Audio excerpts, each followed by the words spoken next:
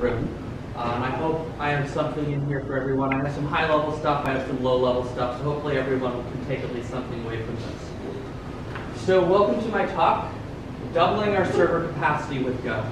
I'm going to show you a bit about our existing system here at Index Exchange, how it works so you can understand what it means that we want to double our server capacity. Talk a bit about why we chose Go to tackle this problem. I'll talk about a handler migration, which was a small-scale migration to Go that we did a couple years ago, the lessons we learned from that, and how it paved the way for the main event, which is the auction core migration that is in progress right now. And I do say in progress, we don't have results on that, but this is something that will probably take a year before it's fully done. It's a huge, huge operation. But we've already learned so much just from the first half year of it that I have some pretty cool stuff that I'd like to share with you from that. So we are Index Exchange. We are an advertising exchange that operates in the real-time bidding space. What that means is we have 5,000 ad servers worldwide, which are all chugging away at doing real-time bidding auctions. They handle 670 billion requests per day. Not all of that is auction direct auctions. Some of that is requests that support auctions going on. But for direct auctions, we handle about 70 billion auctions per day across this huge network. Tons of data to operate on, and a lot of places for optimization, and especially concurrent optimization. So this is our ad server. This is one of the 5,000 units that we have around the world. And what it means to do real-time bidding is, let's say you pull up your laptop, or more likely your mobile phone, and you navigate over to the NewYorkTimes.com because you want to read about the news. So you are now a user on a web page, and the New York Times is like, I have a top banner ad that I want to load, I have a size banner ad that I want to load, and they send a couple requests out to our server saying we want to fill ads. So these are publishers and they have spaces to fill. And we want to connect them with advertisers, like this man over here's company who is in an advertiser block, who has ads they want to show on pages. So the request comes into our server, we fan it out to a whole bunch of advertisers, we collect the responses back, we hold an auction. So one advertiser bids $1, one advertiser bids $2, one advertiser bids $5. These are all dollars per million, or per mil, which is thousands. So it's $5 per 1,000 ads that they want to serve. And the one that bid the one that bid $5 is going to be the winner in this, and we return that ad back up to the user. Just for context, are they able to see what other people bid and overbid, or you bid once? No, it's only one round of bidding, and they all just have to bid back. We have, a bunch of rules that will apply to those bids and filter certain of them out and stuff like that. But after all the filtering, and after we pick the highest one after the filtering, for example, the New York Times probably doesn't want to serve gambling ads on their page, and especially like a kid's site probably has a lot of things that they want to filter in terms of what ads they want to show. So those are the kinds of filters we'll apply after the bids are back in. Now, there's a lot of stuff running under that question mark there, but I'm only going to talk about two of the programs right now, the handler and the core. So all of this that I'm talking about is written in Perl. That's what we're migrating away from right now. So we have the handler, which is a Perl web server. And the first bit, when the red error request comes in and goes down the page, that validates the request. So the request is in JSON. We want to make sure that it's a valid JSON. All the fields are meaningful before we pass it on to the core to service it. And when a single ad comes back out of the core, we're going to write some auction metrics, what happened, log who bid, how much they bid, so that we can do billing and make sure people get paid after, and send it back out to the user to load on the screen. On the core side, this is a Perl daemon. It's going to apply that client configuration on the first part, then it's going to fan out to all of the advertisers and collect all those back in, hold an auction, pick a winner, send it back up again. So this is the basis of our system. I'll pause here for any questions, just because everything I'm going to do is going to build off of this. So is the actual auction client, whatever that the advertiser runs, is that your product as well, or is that a standard thing? Sorry, which? The actual like auction client that the advertiser runs interact. No, that's all on their end. We just hit their endpoints and they decide whether to return bids and how much to bid on them. Are they like using your API, or is it? It's the whole thing is in something called the open RTB format. So the industry has settled on a specific format that everything happens in. Now, some people only support 2.2 and others support 2.3. So we do have to. Some of sending to the advertisers over here is deciding what format to send to them in, but it's all in this one standard format, basically. What's the end-to-end SLA in the handler from originating a request to like returning a response to the client? Oh yes, a second, sometimes half a second. Publishers can configure their own timeouts, which is one of the things that is a publisher configuration in here. But in general, we're aiming for sub 1 second round trip time from the user's perspective. One of the ways we actually accomplish that, to go back for a moment, is that we co-locate with our advertisers. So we have all our own hardware in data centers around the world. I think we have about 20 data centers around the world for trying to get from users into our system as quick as possible, because that's the slowest chunk of the route. And then we try to rack our servers as close to the advertiser racks as we can. So as an advertiser, we get usually about 100 milliseconds to respond, but in practice, we usually respond in about 4 or 5 milliseconds.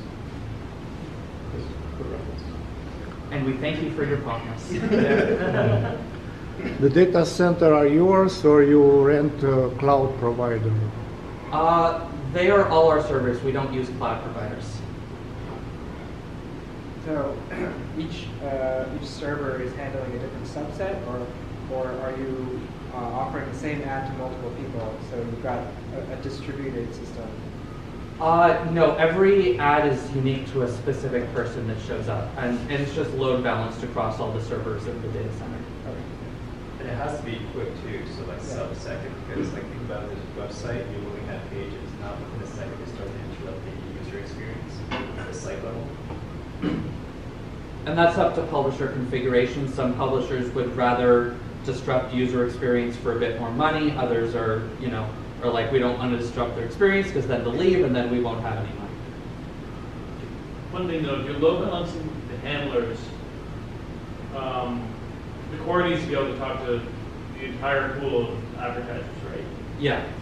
So if you have handlers of course together near the advertisers, you're not necessarily going to be talking to the advertisers in that same location, right? So the load balancing happens across the servers in one data center, but all of those servers are still just as close to the advertiser servers. Okay. So basically all the advertisers have servers in all the data centers as well? For the most part, or relative to where they care about. Like, I don't know exactly what advertisers' logic is, but some of them might only care about bidding on users in the US and not care about bidding on users in Europe or whatever. Okay, so now that we kind of have an understanding of what's going on here, let's dive into why we chose Go. And this was actually a wonderful experience for me because this was the first thing I did at this company in summer and fall of 2015. I was hired, I was fresh out of school, me and another developer named Warren were both put on this project, which was really cool because it's like we just come in, we just learned the whole system, we were both full of so many why do you do it that ways, and they threw us on this and they let us take all those why do you do it that ways and experiment with languages. And Go was one of the prominent candidates that we've been asked to look into, but it was a goal of let's find what we want to migrate from Perl 2 for the next generation of our system. Because Perl had been great for all the years that had built up to that point, but we were now a global operation with thousands of servers and we needed a more modern solution. So our two goals were performance and maintainability. Performance is the obvious one. I gave you all the numbers before. But maintainability is just important because we need to build a system that we can pump business features into without spaghettifying the code over time. So we set out looking at these types of questions. The first one for performance is just how fast is it compared to Perl and compared to other languages. And at the time, Go was the third fastest viable language behind C and C++. Because if it's not compiled, it's not going to be as fast as a compiled language. It was like C, C++, and then Go. And that's because Go does have to call out to the runtime and does have to call garbage collection. And then way below that are things like Java and Python, because they're just interpreted, and they're just never going to be as fast as a compiled language. So that was a big contender for us on that. Did Rust factor into that? Rust was not mature enough at the time that we looked at it to factor into that. Okay. I've unfortunately not looked at Rust as much as I'd like to. And then on the maintainability side, how easy is it to write concurrent code in? We have an operation that is fundamentally concurrent in nature. This has to be easier than pthreads in C. Because pthreads in C are really difficult and really bad on the maintainability front. And also, just what's the dev ramp-up time on this? And one of the things that I loved about Go in my first couple months of using it is just how easy it was to use. And I think a lot of people, when they talk about the selling points of Go, it's the performance, the concurrency primitives, and sometimes the ease of use is overlooked. But the designers of Go wrote it to be easy to read and easy to write. You have only a couple ways to do things. You have Go font, which turns all your code to look the same as everybody else's code. They wrote the syntax of the language to be easy to lex, which means it's easy to write tools which support the language. All of these things were big factors in us picking it because we knew we could support this language and code written in this language for a long time. So after all of that work, we finally got to put Go on the ad server for the first time. And this was about half a year after that. We'd done all these studies, and it was led by a direct business use case. All of our existing handlers parsed JSON data, and we needed to provide a handler that could parse protobuf format. If you don't know what that is, protocol buffers is a binary encoded data format with a strict schema. So unlike JSON, which is schemaless, you have to provide a strict schema, which lets the packet of binary data be smaller because you have some context on how to unmarshal it and marshal it. There was a third-party Perl library, but we didn't really trust it. We didn't know, it wasn't coming from a company, it was just coming from a person. It seemed to be a bit buggy, and we didn't really want to roll our own. So we looked at our options. One was to call into C++ code from Perl. That was the fastest, but it was the least maintainable. It was completely opposite to those maintainability goals. We aren't a C++ shop. We don't hire for C++ developers, and the Perl to C++ exchange format is fundamentally very messy. The next option was to call to a Go microservice. We wanted to start putting Go on our ad servers, and this was a great time to do it. So we could call to a microservice which translated and sent back JSON, and then call again at the bottom with JSON and translate and send back protobuf. But that's a bunch of inter-process communication calls, that's slow, and it doesn't really get us to a migration path. And luckily, we came up with this third option, which did get us to a migration path, which is stick the Go in front of the Perl. So I'll show you what that looks like. Here's the diagram that I showed you before, but tilted on its side. We have a request that comes in at the top. I don't need to point, I have one of these. We have a request that comes in at the top from the user. We do our validation and decoding. We send to the core sends back. We write our metrics and prepare to send back to the user, and then we send back to the user. And we already had one of these that was basically what we wanted written in Perl, because our handlers were basically our adaptation layer to deal with the slight differences in how people want to talk to us. We already had one of these that did almost everything we wanted. what we did is we stuck Go in front of it. So protobuf request comes in, translate to JSON, and then proxy it to the existing Perl web server to a clone of the handler with just a couple modifications to it. And this was super easy because Go has out-of-the-box production quality HTTP server built into the standard library. And all we had to do was stick that on our machines and then proxy to our existing Perl web server. And then on the other end, we would return from the proxy request with JSON, encode it to protobuf, and send the protobuf out to the user. So this was super simple. We could stick this in production with just this stub of Go in front of it. But it also gave a migration path. Because what we did over time was we moved this bit of code up to here. And we moved this bit of code up to here. And over subsequent releases, this eventually turned into something that looked more like this, with most of the code in Go and only a little bit of code in Perl. And eventually, we reached that happy day where the Perl just went away. And we just had a pure Go handler that did all the work and talked to our Perl core just fine, no problems.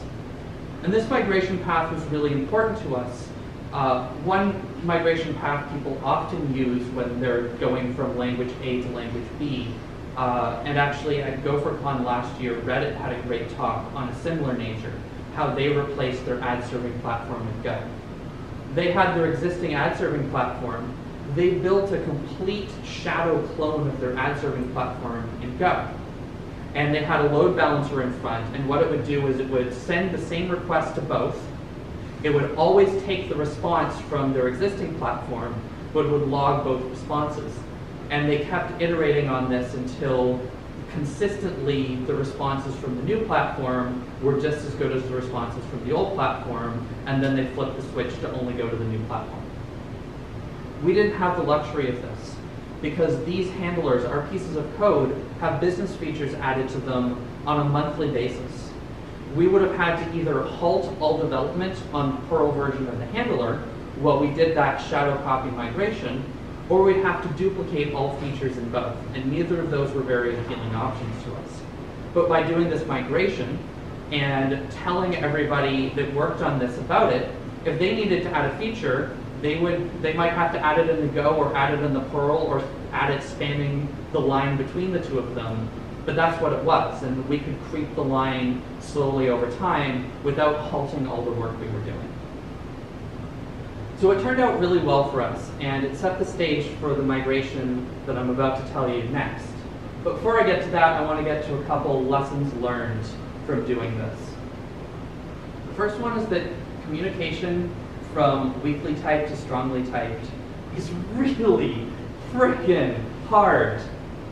It's really easy on the way in. You have protocol buffers, strongly typed. You turn them into JSON. No questions asked. On the way back, you have JSON. And the thing about Perl is Perl doesn't really care about the difference between an integer and a string. If you have the number 5, it might be the number 5, or it might be a string containing the character 5. And whichever way you accessed it last, that's how Perl will currently store it. So the JSON that would come back out didn't have strong guarantees on what types all of the fields were. So we had to do a bunch of work to massage it and force it into the box of the protocol buffer before we could return it. The other challenge was we tried to go line by line at first. And Perl idioms and Go idioms are just different. We weren't very good at Go at the time. We'd done a few months of study, and this was one of our first production pieces of Go code. And for example, Perl tries to do tri-state logic a lot. So you return a value from a function, and either it's a truthy value, or a falsy value, or it's undefined. And Go has an idiom for this. You return two things from the function: your value, and whether or not your value is meaningful, either as a bool or an error. And those idioms are close enough to each other that you can translate from one to the other pretty well if you know them. But we were pretty naive at Go at the time and didn't know how to translate that idiom. And a lot of the other idioms were way more complex than that, and we ended up writing some really ugly Go code the first time around, and had to go back and make it proper idiomatic Go code. So the lesson we learned here is that when you're doing these, you have to redesign the features for the way the language operates, rather than just trying to force the features in the exact same way they were implemented before.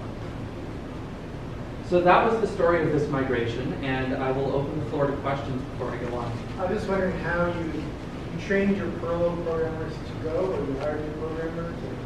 Yeah, no, we had to teach our Perl programmers Go. We were hiring at the time, but we weren't hiring specifically for Go programmers, because this was like one team in the company that was doing this work. We couldn't really hire for Go programmers at the time. And then how did you do training? Honestly, it wasn't that hard. How I do training, when we get co-ops in or new hires in, and I need to get them to work on Go code, I go, okay, sit down, here's tour of Go, ask me if you have any questions, tell me when you're done, then I give them a user story to edit some Go code. That's how easy ramp up for Go is with most developers. Now, these are people coming out of school with usually C or Java experience. If they don't have C or Java experience, it can be more difficult. But most of the people working on this could take their existing C and Java experience to translate it. So, was there a validation suite, like as you're moving things from Perl to Go, then in terms of, was it painful to sort of make sure that the two functions were functionally identical? That wasn't too bad. We actually have a regression suite that acts all the way from HTTP request in to HTTP response out. So that was able to just run and make sure everything was working for us. Is that in Perl? That I believe it was in Perl. I can't give a solid answer to that. I wasn't actually on the team that did this. I was supporting them because I'd been on the study, but I wasn't directly on the team that was doing this work. This related to previous, so the migration was by features, or I mean, after you run the regression test, you put it in production, or you took the key components and then migrated and then added how it worked? It worked like bottom up or top down, or? Like I said, I wasn't on the team. I know that code was migrated in chunks, but I don't know exactly what those chunks represented. It was probably just features or blocks of validation, for example. Did you run into any deployment challenges as you were hosting both like a web server that was talking protobuf as well as your standard JSON service, like doing releases to match features up between the two or like that sort of stuff? Not too much, but I'm going to get to that with the auction core migration in just a minute. I'll tell you how we're handling it there, because there's a lot more communication between the two that's going on there. You're going to tell us the performance gains you got? This one got a bit of performance gains, but the handler performance is hard to measure because it depends what you want to measure, because it calls out to the core in the middle. So the majority of the round trip time in the handler is the core time. So we trimmed up the handler time on either side, but in terms of total time, it wasn't that meaningful. We did get, I believe, about 2 times performance gain in the execution time of the handler itself, though, which was pretty cool. Yeah. About how long did the migration take then? 3 to 4 months, I believe. It was being sliced with other work, so that might not be representative if it had been the only work the team was doing. All right, so this was. Were there any other layers, like when you were Perl, what were you using for the layer that acted from the web? The layer from the web, we've just written a web server. I think we'd use some module that we found somewhere for the web server. So you were using a Perl module for the web server. Yeah. And you just used the built-in one for Go. Yeah.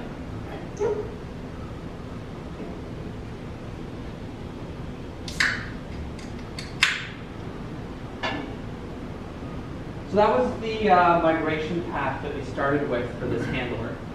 And it set the stage. It was a really good migration path. And at the time, there was a plan to migrate all the handlers over to Go. because we could follow this migration path really easily. But the reason that was put on pause is for, well, a number of reasons that was put on pause, right? We have only so many engineers, and we have all these business features to do, and then we have this translation work that offers, like I said, a small amount of performance gain, a big amount of maintainability gain, but relative to all the other business features we need to do, it was hard to justify spending all the dev resources to just do this translation just for the sake of doing the translation.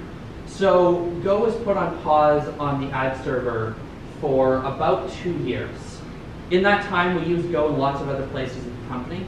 If you came to my talk last June, we did this entire project called the Pulse project, which is a stats processing pipeline. It takes stats that are coming off of the ad server and grinds about 50 billion pieces of data per day. And my talk in June was all about how we made that about 20 times faster to deal with 50 billion pieces of data per day. So we got a ton of Go experience at the company in those 2 years. And in the fall, they put together a crack team of people who've worked on Go in lots of different places to try our next stab at bringing Go to the ad server. So I'm on that team. Moses over there is on that team. 2 people from that handler migration are on this team. And we are trying to migrate the core instead.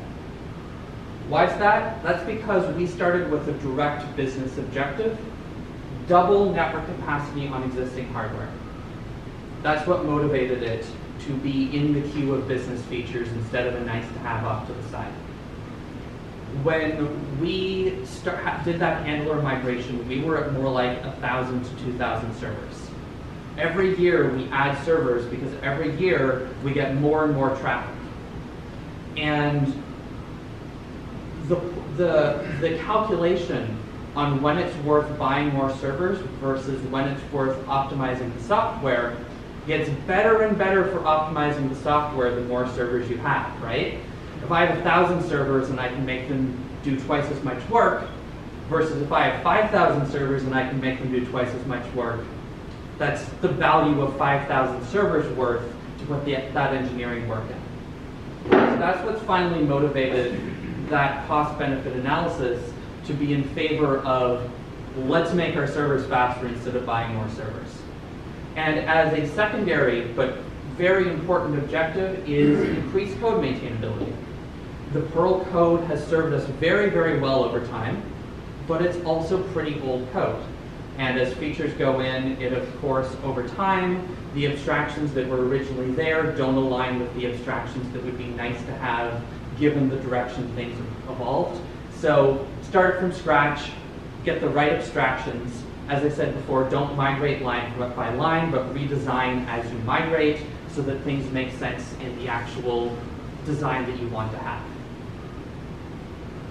So in order to meet that direct business objective, we went and studied where would be the best place to do this optimization. And we found that to be the heart of the auction core. The handlers are just this little percent on the outside. The auction core is where all the main math happens, all the calculations happen. That is the best place to get our bang for our buck on line-by-line migrations, or feature-by-feature migrations. And so we set out to migrate together. So here's that same diagram, but with a convenient space that I've left open at the bottom here. Because we took this and we slotted in our brand new Go core. It's just doing a tiny little bit of work at first. It's basically just acting as a forward proxy with a fan in and fan out feature. So it takes a blob of data saying, I want to talk to these 10 advertisers. Here are all the requests for each of these advertisers. I've already told you, their domain, their port, how to talk to them. All the data is already serialized. Just send it out, collect the responses, and give it back to me. And even though this is just a bit of work, it was actually a good bang for our buck because we could immediately take advantage of Go's great asynchronous I/O properties. Our Perl code that was doing this is single-threaded. So sure, we were polling all the sockets at the same time to get the responses out, but that's not the same as launching one Go routine per advertiser you want to talk to and doing a proper fan-in with channels. So we got a bunch of benefit just by sending this into Go, just by the asynchronous I/O that we could do. But that was just the seed to get us out there and in production with the minimal amount of work we could do, same as the minimal amount of work that we put in the handler before. And this is about where we're at today. We are currently expanding these boundaries on either side. This is in progress work. We have a bunch of dependencies that need to happen to do that. Rather than sending the response already serialized, ready to go out, we want the Go code to be able to serialize the response itself, which means it needs to know which version of OpenRTB all the advertisers want, so it needs that information from somewhere. It needs to know a bit of how to parse the responses on the other end, so it needs some of that filtering type of information. So it needs access to information that it didn't already have. And we're in the process of giving it that.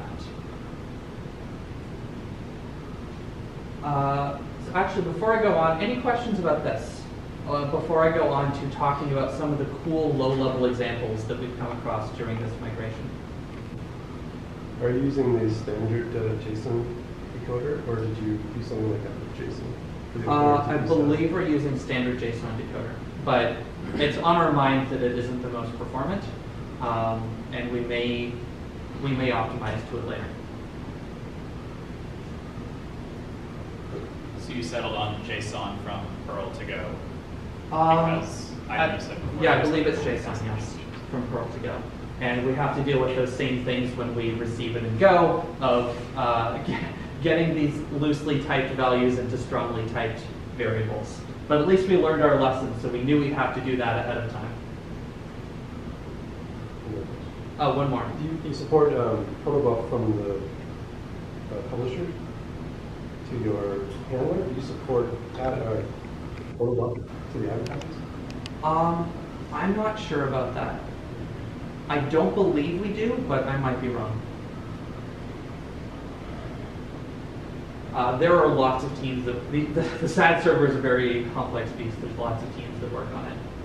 So I picked out 3 things from our Go core that I thought were really interesting to tell you guys about. One is that it's based on Gin. 2 is that we test it with dependency injection, and we also test it with Godog. And I'm going to put an asterisk on dependency injection. It's not strict by the books. Look up on Wikipedia the definition of dependency injection, but it's strongly inspired by dependency injection. So how many people here know what Gin is as a framework? Okay, I'll give the summary. So Gin is a web server framework in Go that supports the middleware pattern, which is pretty common in like Node.js web servers. So we're going to make a router. We're going to add in the Gin recovery layer, which basically just catches panics on a per request basis. So every request is going to go through that. So every request will have the recovery layer, then the logging middleware, so it has access to a logger, then the config middleware, which I'm going to talk about in just a moment, and then it's going to hit a handler which does the bulk of the work. And that's how we've laid it out here. Gin is meant to be very modular in swapping out these pre-made middlewares, but because we only have one program using it right now, we can't really take advantage of that swapping out middleware. We're actually using Gin on our front-end side of the company as well, where I believe they are taking more advantage of these interchangeable middlewares for more configurable APIs. So there's a couple things going on here. And to get to that question from earlier about how we handle versioning of messages, we have a package called v0 and a package called v1, and we're hosting 2 endpoints at the same time. So to back up to this slide for a moment, we need to send some form of message to the Go core here and receive some form of response. And you can basically consider this to be the API of the Go core. You send it JSON, this field means the Go program does this. That is its API. And we are planning to migrate features every month, if not every week. We're going to move fast and break things. We want to facilitate ourselves to move fast and break things. And Normally, if you're going to constantly be making breaking changes to your communication protocol, you've got to either do lockstep deployments, or you've got to enable one of the programs to receive both versions at the same time. And we don't want to do lockstep deployments because we want to be moving quickly. So we're going to have V0 as this one, and V1 as this one, and the Go program is going to support both at the same time, and that's how we're going to handle these breaking changes more conveniently. And basically how we've chosen to do this is this cool pattern. I don't know exactly where we picked it up, but we picked it up somewhere. We have a whole folder called V0 with all of the code in this folder. And when we're ready to release, we have a script that copies this folder to a folder called V1, and also goes through and changes the word V0 to V1 and all of the import paths and everything. And then when we're ready to release the next time, we'll copy that folder to V2, and then copy it to V3. And this is basically a snapshot of what we've agreed is the communication protocol at these points in time. And then we can, so in production this would be V0 here. This is just what I had in the screen grab. This would probably be like V15 and V16, because we want to be iterating on this very quickly. And it will support both at the same time, and then somebody can go and change the Perl code to point from 15 to 16 and make sure it works, and then roll it back if they need to, and then the rollback doesn't need to be lockstep if something goes wrong. So that's what we're doing there. And we also have this config middleware, which is what I want to tell you a bit about dependency injection on. So this config layer is, at an abstract, what lets us get data from outside of the program that's going to affect the behavior of the program. And this is an abstraction layer. There's a whole bunch of stuff behind it. It could be another talk in and of itself, what's behind that layer. But at a surface, let's just say that there are a couple of functions in this package config on a session type, which is just for thread safety. This config is going to expose access to global config XYZ and to an advertiser-specific config ABC based on an advertiser ID. And these are pieces of data that we're getting from outside the program that might change over the lifetime of the program. The config middleware takes a GIN context. All middleware layers in GIN take this context that you can add keys to. So we're going to pretend this comes from somewhere sensible. We'll get a session on it. It's a config.session type, and we'll store it in the GIN context. And then down here in the handler function, we can retrieve this out of the GIN context. It comes out as an interface. And what's this here? This doesn't look like a config.session. Well, if I'm fitting a config.session into this, this got to be an interface, right? And that's exactly what it is. We have the config API interface up here, which is composed of multiple smaller interfaces. So the global config interface has this function, and the package advertiser config interface has this function here.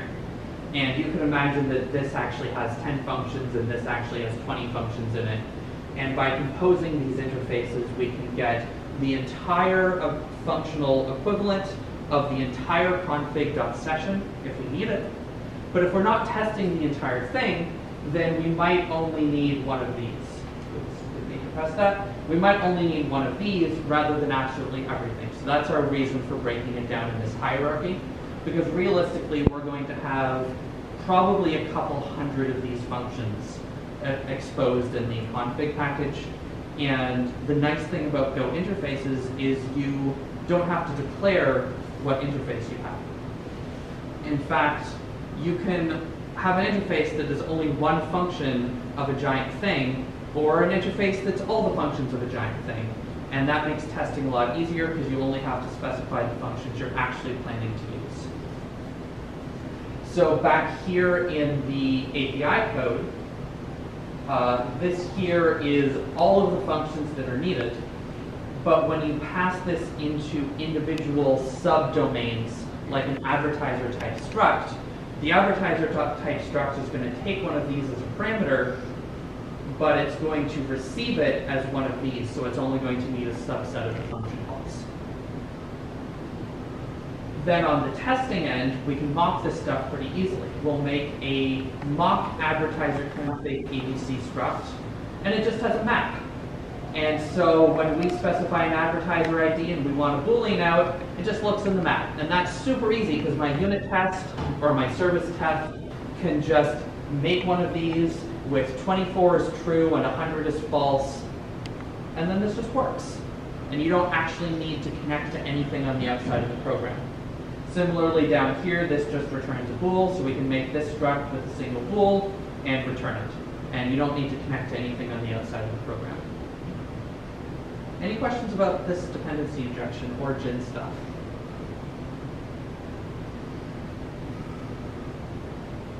All right. And the final part is Godog. Has anybody here heard of Godog? Has anybody here heard of Cucumber? It's an existing framework in another language. So Godog is based on Cucumber. And basically it's enabling you to write English language texts that also serve as specification.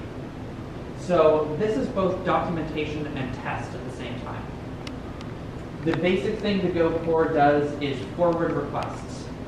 So given that we have a message for one advertiser, here's a failure scenario. The Go core contains a request to Go core has a malformed header, and you send a 400 bad request. That's the scenario. And these pieces of text here are translated via regular expressions within Godog into actual setup and execution and teardown. So given the sender sends a malformed header, a regex will match that and create code that creates a malformed header. When the message is processed, then the certain restrictions on what the logs have and certain restrictions on what the return status is. And this is really cool because you can just look at this, and this is a single source of truth that is also verified constantly in CI. So these are a couple, yes? So what are the keywords of Godog here? The one that have a column? Given a feature, background, scenario, those are keywords? So I'm not on the team that is doing Godog specifically. I have a service level understanding of it, but not a deep understanding. My understanding, though, is that it's basically whatever you make of it. You're writing your regular expressions. These ones here might be keywords of Godog, but like this stuff here is all just you write a regular expression that matches that line. So it goes, it parses the regex, identifies some keywords, for example, advertiser, and then it goes in the code and... Yeah. And then the code will have what it needs to create a request and send it into the server. And finally, because I opened with a goal of double network capacity on existing hardware, I'm going to show you our early performance numbers. And these are based on what we found from the code we've translated already and experiments we've done where we've prototyped translating out more code in a non-production ready capacity and projected out. So we have found that for CPU-bound operations, we can get the code to be 10 times faster. But for I/O-bound operations, the Go code is only slightly faster, which isn't really surprising. So we've had to try to break down our existing Perl code into fractions of I/O-bound and CPU-bound to make the projection that we expect to get 3 to 5 times faster as a result of this conversion, which is going to blow that double right out of the water, and we're very excited about that. So that is the state that we're at right now. We are hard at work on these pieces right here. In another 6 months' time or a year's time, I'm sure I will have lots more to tell you guys, and I will probably do another one of these. But for right now, that's been my time, and thank you for listening.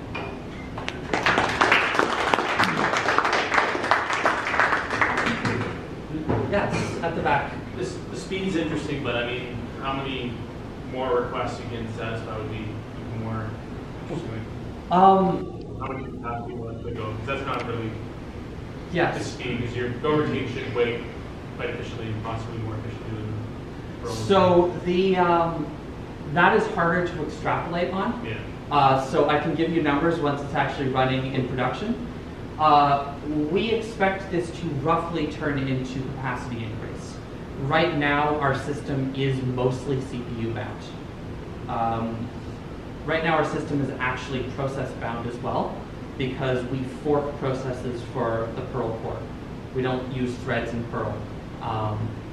So we are limited by the number of those processes you can have. At a certain point, context switching in processes means there's no point adding 100 more processes to the pool. So that's one limit, but we're mostly CPU bound. So speeding up the CPU operations, we expect to translate not exactly one-to-one into increased capacity, but almost linearly into increased capacity. So what operating system are you talking about? I believe we're on CentOS. Oh, okay. Because from my experience on Windows, if you were trying to do I/O through a thread, it was much slower, because one thread in Windows was like 1 meg of memory allocated and overhead.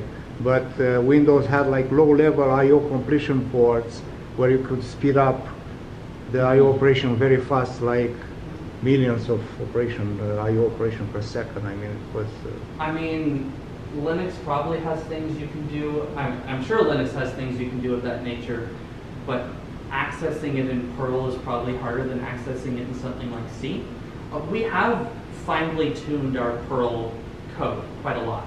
Like, I skimmed over it in here because we're trying to replace it. That Perl code is no joke. It's pushing the limits of what you can do with Perl. We have squeezed every bit of performance we can out of that Perl code, and the only way to get more performance is to jump to another language. But lots of work has gone into making that Perl code very, very fast as it is. For your API versioning, what happens? So do you not share any code between those two versions if they're completely separate packages? Well, they're basically clones of each other. Right. So what happens? But yeah, but there's no shared code. If there's a bug, do you fix it across all 16 versions, or like? We only care about the versions that are currently out. So like, we don't have the policy in place quite yet, but we're imagining something like once three newer versions have gone out without needing rollbacks or hot fixes, then you just deprecate the old folders. Our Git isn't going to, once we're up to version 100 and 101, our Git isn't going to have all these old folders. We have a policy for when to clean up the old folders. Right. I guess I just wonder if, like when you do find bugs, whether having to fix it across a couple different versions is better than sharing code between them.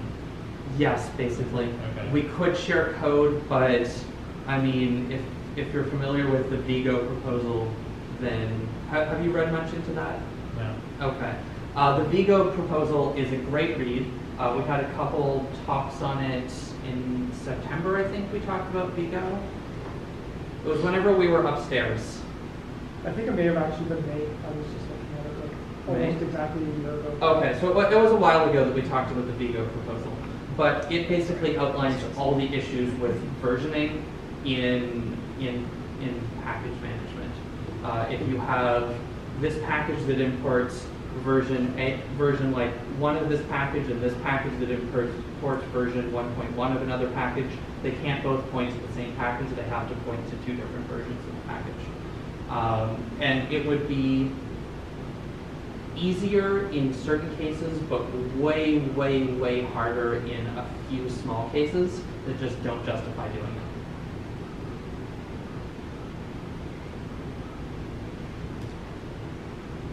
Any other questions?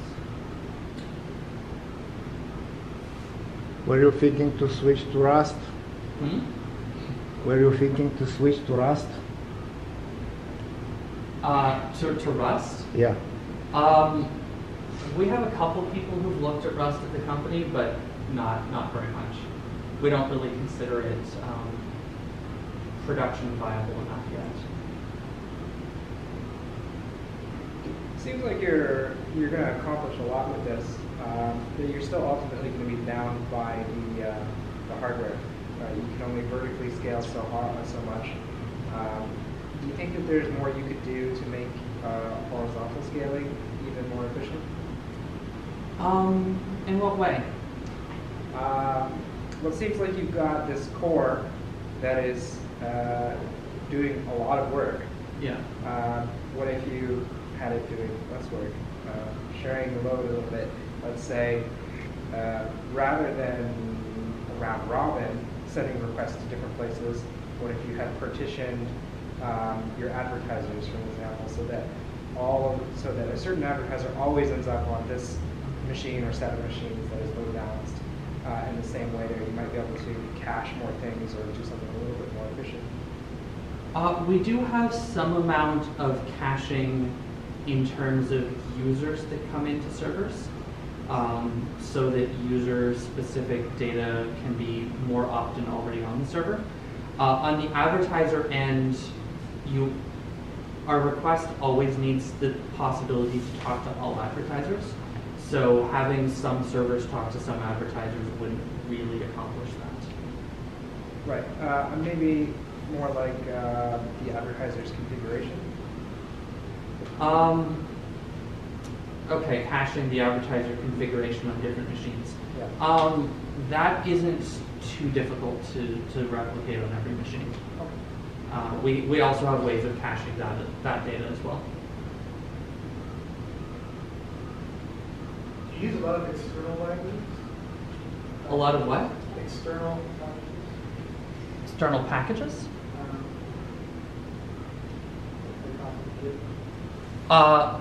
Sorry, I just can't hear you very well. Oh, sorry, just using external from other sources that you own. Yeah, we use like third-party Go packages. I mean, Gin is a third-party Go package. I believe we use one for metrics that's pretty good. In other places than the ad server, we have used third-party JSON decoders. At the talk I had last June, I had a piece in there where we plugged in the third-party JSON decoder and saw how much faster it got. Because the native Go JSON decoder is really slow. Really, really slow. So yeah, we are using, we use things like Ginkgo and Go Mega, which are third party as well on the test side. So we use a number of resources from the Go community. And for the JSON packages you use, what do you use them for? What do we use them for? Yeah, the JSON decoders, because I'll take care of something beside gRPC and what? gRPC? I don't believe we currently do any gRPC. It's something we're considering though, because it seems like a cool technology. But you'd asked about JSON decoders, I think? Yeah. So yeah, we use JSON decoders for, one moment before response. Oh, it has turned itself off.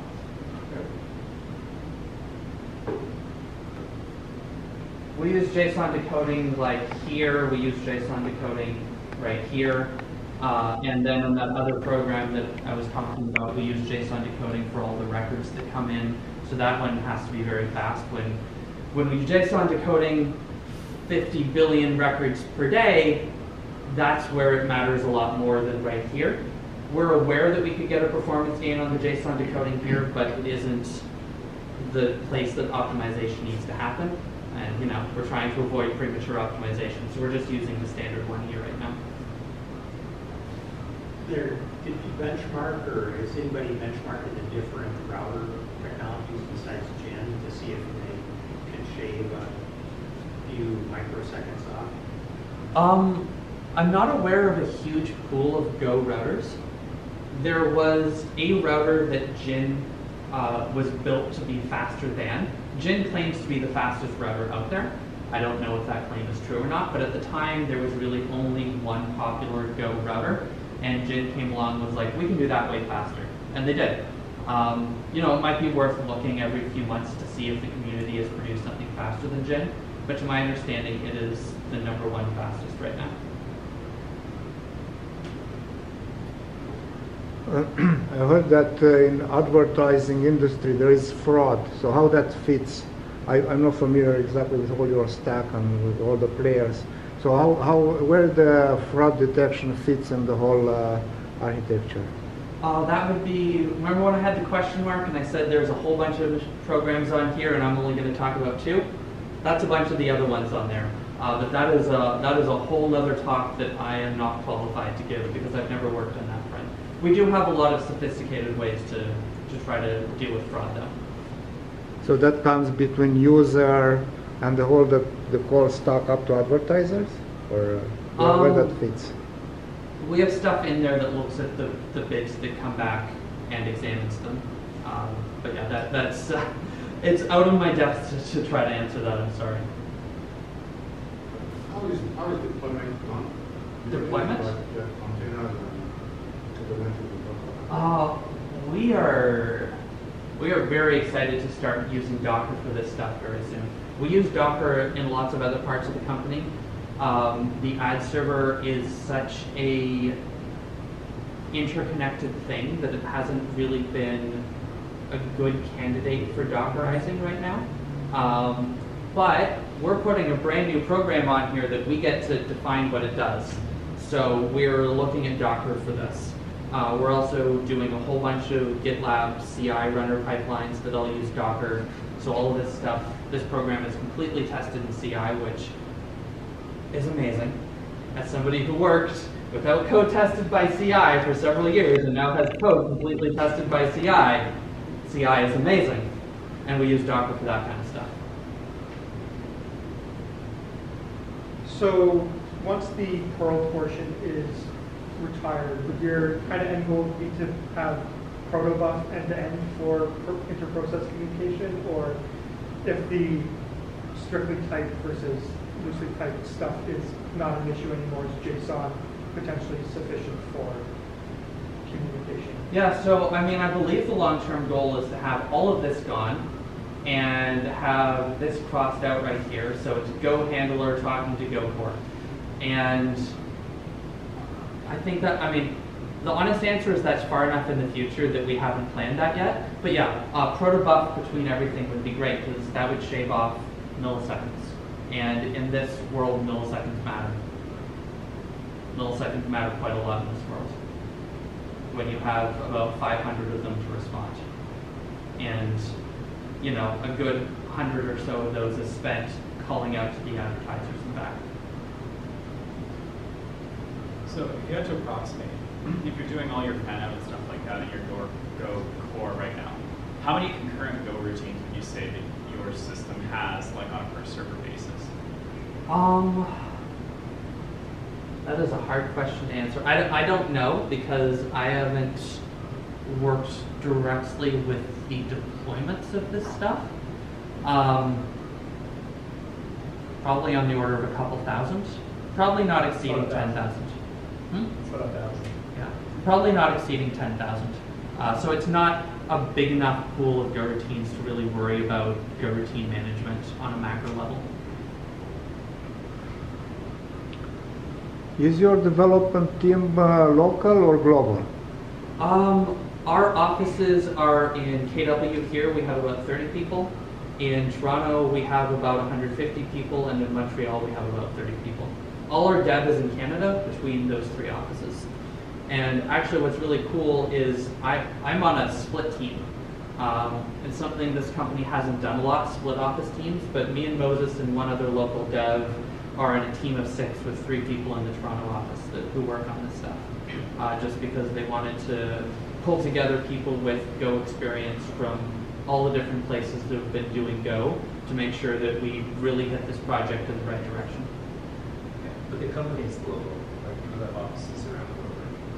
Yeah, we have offices as far as Australia and Italy and England, Paris.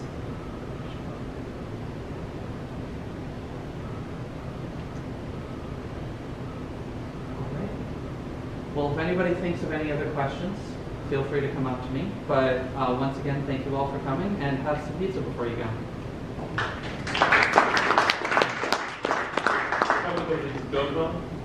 Golang coming up?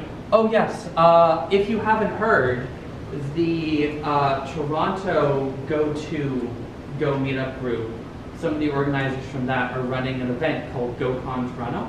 It is on May 31st. It's the first ever Canadian Go conference. It's promising to be pretty good. It's one day. It's the last Friday in May, but go check it out because it looks like they have a pretty good lineup coming up. It's like $125 too. Like it's relatively. That's not too bad. I mean, compared to the cost of going to GopherCon or something. Yeah. So if you like this stuff, you love that stuff. They do have the talk list posted now, and some of it Yeah. seems pretty interesting. Sweet, I'll have to check it out. If anybody's also, we have probably 2 more meetups we'd like to do before we kind of break from the summer. So I think we've got one of them potentially filled. If anybody has something they'd like to present.